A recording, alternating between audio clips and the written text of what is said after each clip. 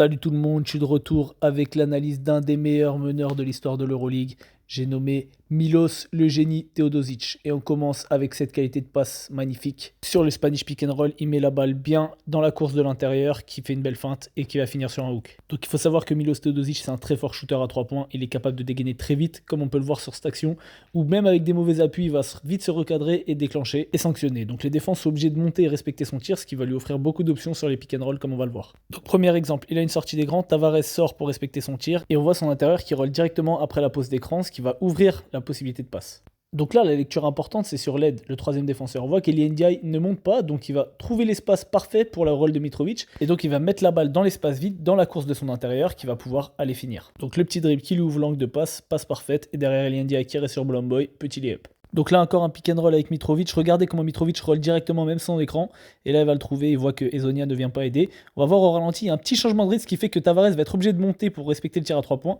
et encore un dribble d'attaque pour s'ouvrir l'angle de passe, passe parfaite pour Mitrovic. Là on a encore une situation où le rôle de Mike Tobey va faire toute la différence, c'est ça qui va lui ouvrir l'angle de passe. Comme le défenseur s'attend à une prise d'écran, il s'attend à switcher, mais apparemment il y a une mauvaise communication défensive.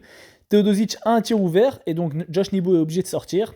Et donc Teodosic a juste à lire d'où vient l'aide. Là, on va voir que Jake Cohen est occupé sur une remontée de Adamanga sur un écran de Branko Lazic. À l'opposé, Lorenzo Brown est occupé par Davidovac. Donc la raquette est ouverte et il y a juste à mettre la passe dans le bon espace. Si l'intérieur continue de roller, ce qu'il va faire, il a un layup tout seul. Donc là, encore une situation de pick and roll et on va voir qu'il va garder son dribble jusqu'au dernier moment pour pouvoir trouver la passe pour Bolomboy. Donc on revoit, il reprend l'écran. En sortie d'écran, il y a Rafimenko qui vient. Il va bien jouer avec l'arbitre pour que Rafimenko lève ses mains. Cette fois-ci, il protège bien sa balle. Et là, on dirait vraiment que c'est un vieux qui va s'écraser. Il n'a pas de solution, c'est très bien défendu, mais ses coéquipiers savent que s'il bouge, il va être capable de les trouver. Donc là, on voit Bolomboy qui vient un peu le sauver au dernier moment.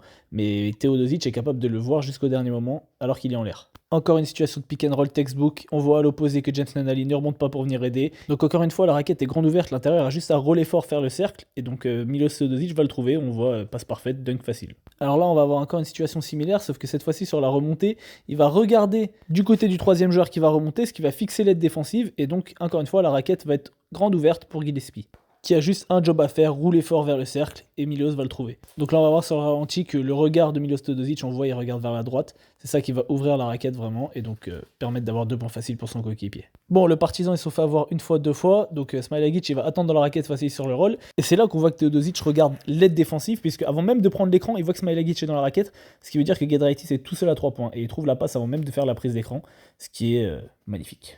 Alors là encore un bijou de lecture, de patience et d'analyse de la situation avec le regard sur ce pick and roll avec Joel Bolomboy.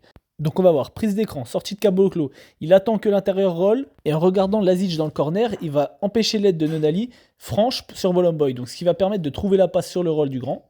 Et donc là ensuite il joue sur son physique et va finir. Mais c'est vraiment le regard, on va le voir là sur le ralenti, qui va permettre à la passe d'arriver parce qu'il occupe le troisième défenseur. Donc là on a une dernière situation qui résume un peu tout ce qu'on a vu, c'est-à-dire de lire l'aide défensive. Donc là il prend l'écran, il occupe le grand, il attend que l'aide remonte sur le Spanish pick and roll et il va trouver Gillespie qui ouvre. Là on voit, il prend, hop, dès que l'aide se barre, il fait la petite passe dans l'espace parfait et l'intérieur qui a bien roulé, un alley-up simple. Donc voilà les grands, n'oubliez pas de rouler fort vers le cercle et vous aurez des passes décisives. Message aux intérieurs de Boulogne.